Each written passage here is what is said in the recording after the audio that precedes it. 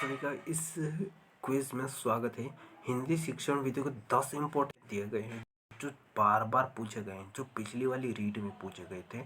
वो सारे के सारे क्वेश्चन, इसमें 10 इम्पोर्टेंट क्वेश्चन का निचोड़ मैंने निकाला है जो आप लोग को यहाँ पर मिलने वाला है। तो वीडियो को ध्यान से देखिएगा और अपना जवाब कमेंट बॉक्स में ज़रूर देना, और अगर नहीं भी आता है तो मैं बताने ही वाला हूँ। ओके, चलिए शुरू करते हैं बिना देरी के। सबसे पहला क्वेश्चन हमारा होगा, हिंदी शिक्षण का प्रमुख उद्देश्य क्या है?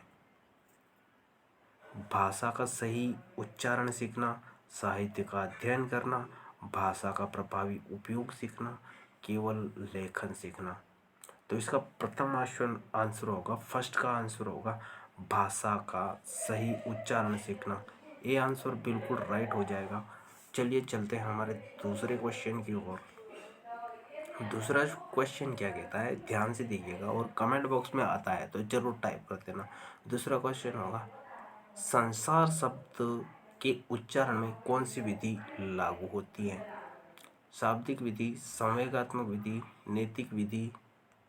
इसके बाद एक फोर्थ ऑप्शन है व्याकरणिक विधि। इसका आंसर सही क्या है? शाब्दिक विधि। ये आंसर बिल्कुल राइट हो जाएगा इसका। शाब्दिक विधि बिल्कुल राइट है इसका। चलिए चलते हैं हमारी थर्ड क्वेश्चन की ओर। संबंधित पाठ विधि का उद्देश्य क्या है? संबंधित पाठ विधि का उद्देश्य क्या है? ए है छात्रों में कल्पना शक्ति का विकास करना, दूसरा है छात्रों को भाषा की गहरी समझ देना, छात्रों को उनके अनुभव से जोड़ना, केवल शब्दों का अभ्यास करना। इसका बिल्कुल सही आंसर होगा छात्रों को उनके अनुभव से जोड़ना। बी आंसर बिल्कुल सही हो जाएगा।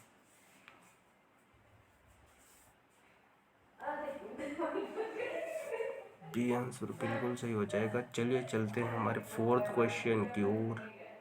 हिंदी में मुख्य शिक्षण विधि में कौन सी प्रमुख गतिविधि शामिल होती हैं?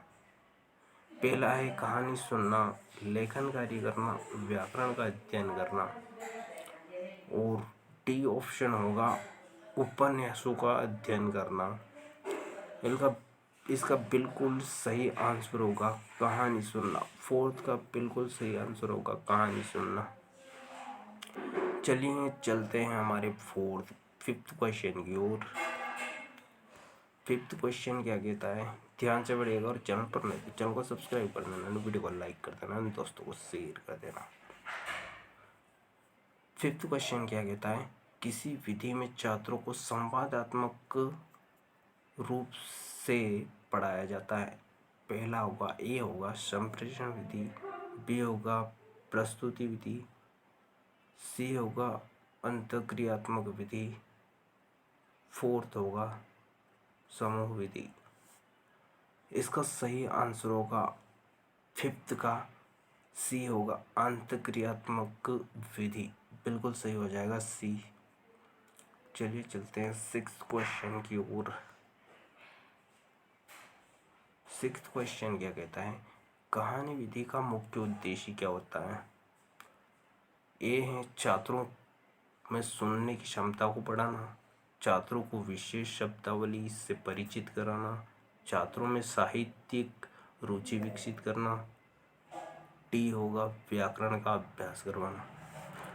इसका बिल्कुल सही आंसर होगा छात्रों में साहित्यिक रुचि विकसित करना। सी आंसर बिल्कुल राइट हो जाएगा। चलिए चलते हैं सेवंथ क्वेश्चन की ओर। बिल्कुल इम्पोर्टेंट क्वेश्चन, ये पुराने पेपर का निचोड़ निकाला है जिसमें 10 इम्पोर्टेंट क्वेश्चन मैंने सेलेक्ट करे थे जो आप लोगों के सामने पेश हैं। सेवंथ क्वेश्चन क्या कहता है, हिंदी पढ़ाने में प्रत्येक विधि का क्या महत्व है? ए होगा यह छात्रों को स्वतंत्र रूप से सोचने के लिए प्रेरित करता है, बी है यह केवल छात्रों को पढ़ने से संबंधित रुचि होती है, यह शब्दार्थ पर ध्यान केंद्रित करती है, डी ऑप्शन होगा यह केवल सुनने की क्षमता को बढ़ाता है। यह छात्रों में स्वतंत्र रूप से सोचने के लिए प्रेरित करता है। ए आंसर इसका बिल्कुल राइट हो जाएगा। चलिए चलते हैं हमारी 8th क्वेश्चन की ओर। प्रोजेक्ट विधि का क्या उद्देश्य होता है? ए है व्याकरण का अध्ययन कराना, बी है छात्रों को व्यवहारिक जीवन से जोड़ना, सी है बच्चों को साहित्यिक रुचि बढ़ाना, डी है शब्दकोश का अभ्यास करवाना। 8th का बिल्कुल सही आंसर हो जाएगा छात्रों को व्यवहारिक जीवन से जोड़ना। बी आंसर बिल्कुल करेक्ट हो जाएगा इसका। कमेंट में ज़रूर बता दीजिए अगर आप लोग को पहले से आता है तो। चलिए चलते हैं हमारे 9th क्वेश्चन की ओर। 9th क्वेश्चन क्या कहता है? चलिए, हिंदी में पठन विधि का उद्देश्य क्या होता है? लिखने की क्षमता में सुधार करना, पठन की गति और समझ में सुधार करना, मौखिक भाषा कौशल का सुधार करना। और डी आंसर को क्या होगा? शब्दों का उच्चारण सुधारना। 9th का सही आंसर हो जाएगा पठन की गति और समझ में सुधार करना। इसका बी आंसर बिल्कुल करेक्ट हो जाएगा। इसके बाद 10वें का जो होगा आप लोग देख सकते हो, नाटक विधि का मुख्य उद्देश्य क्या होता है?